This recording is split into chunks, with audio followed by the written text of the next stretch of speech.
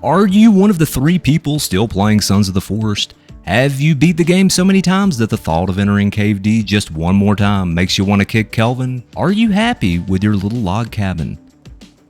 Okay, if the last question applies to you, then you probably don't want to watch this video. Now, for everyone else, here's some crazy build ideas that might inspire your inner architect.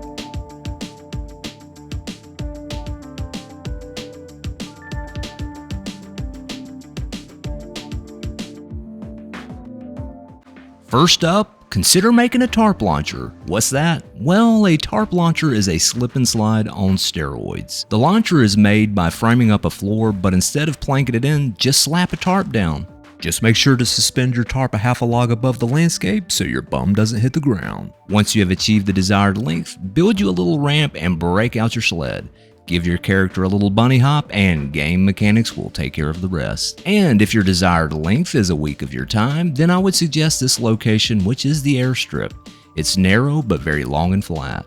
And if you're thinking night 5, that'd be a big hell no. Now, while building flat is optimal, you can consider a quarter log sloping upward. However, results can vary. And when you do get a successful launch, it can seem a bit underwhelming. Just don't build a half pipe and tarp it in. Trust me, it won't work.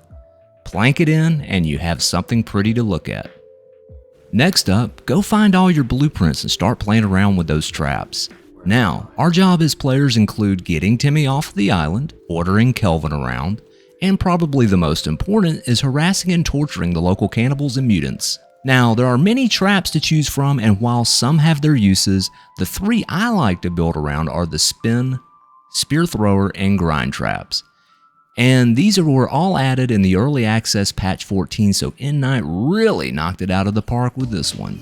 First up is the spin trap, and what I like to do is start by making a floor to place the traps on. When I've placed the traps in desired position, then I build another floor a half a log up, just high enough to allow the spin blades to clear the planks. And if I spawn a few willing participants, we can spin them right round like a record, baby. Wait, there we go. Up next is a spear thrower, and what I like to do is place them like so. Next, summon in some minions, and we see a wall of spears that would make a Spartan hoplite smile in delight. Absolutely. And if you're tired of forging food across the island, pick out a large cannibal encampment and fully automate yourself a Greg Stew factory with this spear thrower setup. Of course, Greg's stew is 1 part noggin, 2 arms, 2 legs, boiled in a pot of water over open flame, and seasoned to taste. Disgusting. Lastly on this list, my personal goat, greatest of all traps, the grind trap. Absolutely. And what I like to do is set up these guys up in a straight line. Build a ramp at a quarter log incline, then open the coaster up to the masses.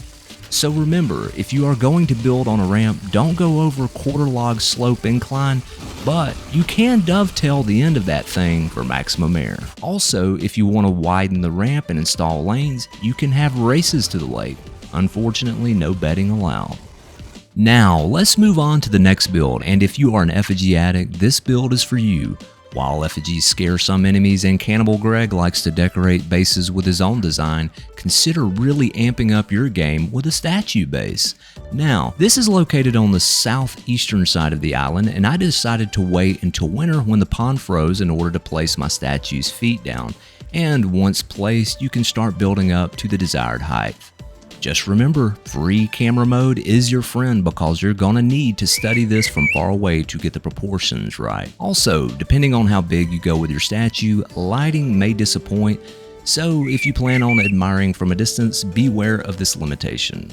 The last build I'll mention is more of a build technique, but consider using huge vaulted rooms or long strutted expanses to open up your build and save logs to keep your FPS down.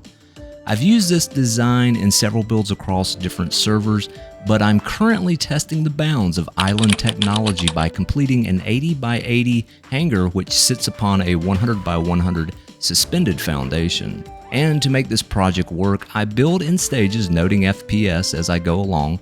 Once frames get too low, I start strutting and remove as many supports as possible. Once the frames improve, then I can continue onward. So, hopefully this gives you enough ideas to make loghack run for the hills.